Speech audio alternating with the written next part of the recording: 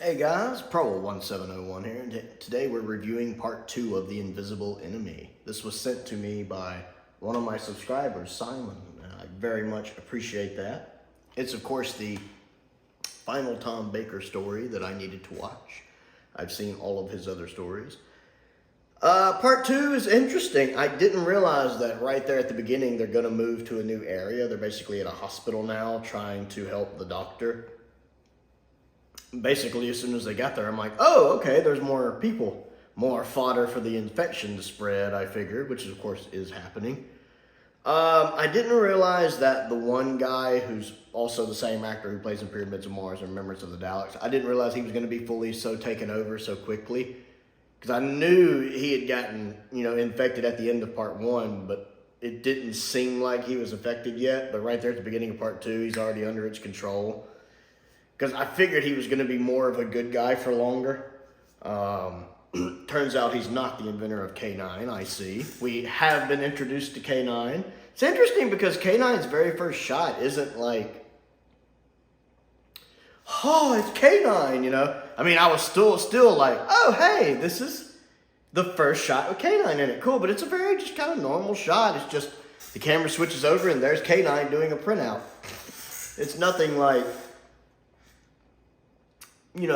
epic or memorable. It's just, oh, hey, this is K9's first moment. Cool. But it's not like shot dynamically or anything. It's just kind of a shot, I like his inventor.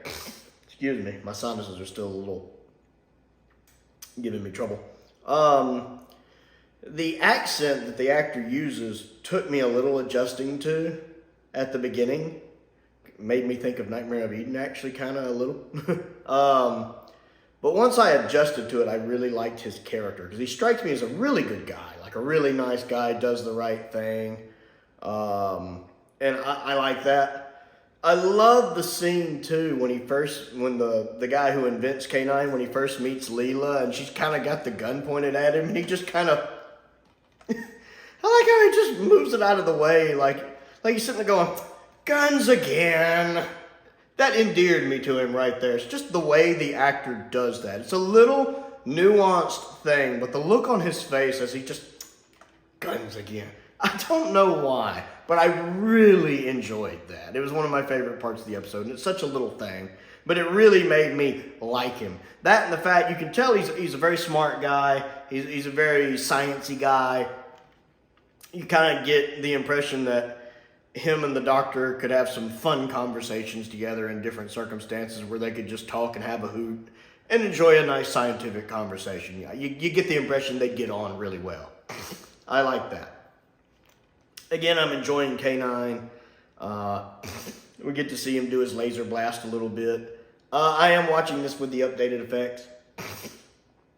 That's causing me some problems. The updated effects are good. My sinuses are causing me problems. I'm liking it with the updated effects. I especially like the laser blast, the updated effects for the laser blast. That's one of my favorite things, I think, when they do updated effects in Classic Who's laser blasts tend to look a lot better. I like that. I'm enjoying that, seeing the infection spread and how quickly it can spread, pretty much, it does the little eye thing and boom, they're under, the alien control. I like the whole thing where the doctor's basically cloned himself, or the K9's inventor has basically cloned the doctor and Leela. But they're almost like 3D photographs that can only last for just under 11 minutes. And then the doctor took the little TARDIS control, shrunk them down, and had them running around inside the doctor. That's pretty cool. I like that concept and that idea. And I was aware that happens in the story, that a duplicate of the doctor was running around inside the doctor. I had heard about that happening before. But I still think it's a really neat concept. Especially when the duplicate of the doctor and Leela know they only have so long to live and that they're trying to perform their purpose. So I'm enjoying it so far. The hospital setting is a little sparse. Like, the set design's not overly impressive. It's very basic, very bare.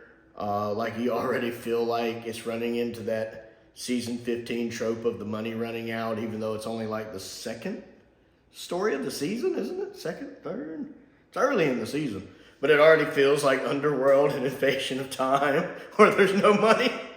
Because the set design really isn't impressing me much on this one, to be honest. Louise Jameson, there's a couple times I really like her acting in this, and a couple times I don't. Like when the shuttle hits the asteroid, the hospital, you know, and Tom falls off the table, and Leela's just kind of like it barely even shakes her, you know. I kind of figured she'd be, but she just kind of, I was kind of like, that's it? I expected a little more. Now, I do love her reaction when she sees her clone made, and she's like, do I really look like that? And K9's like, yes, affirmative. And she's just kind of like, that's kind of funny. I like that. So she's hit or miss in part 2, at least. She has spots where I'm like, yep, love me some Leela, and parts I'm like, I feel like she's phoning it in there. Tom's great. He's unconscious in a lot of this, but when he's awake, he's good. I enjoyed that. So, yeah, again, nothing really to write home about. It's great seeing K9 in the show. And I really like the guy who created K9, his inventor. I like him a lot. He's very endearing to me. So, I'm looking forward to seeing more of him. So that's really my main thoughts going into part 2. Just kind of, okay, nothing to write home about, but I'm enjoying it, and the updated effects do help it along. So I want to know what you think of part 2 of The Invisible Enemy, so comment down below and let me know. Other things to do, don't forget to click the like button and the subscribe button, and the bell for notifications so you never miss out on another video. I also have a Patreon if you like what I do and like to contribute to what I do. There's a link to that down in the description below. I want to give a shout out to some of my top tier patrons, Colin Coney, Stephen Crane, and Finn Perkins. I appreciate their support, as I do the support of all of my patrons. I also have a P.O. box. If there's anything you would like to send me, this of course was sent to me by one of my subscribers, Simon, who I also appreciate. He also sent me Snake Dance. We'll be watching that soon as well. And a link to my Amazon wish list is also down in the description if you want to check that out. Most importantly though, thank you for watching.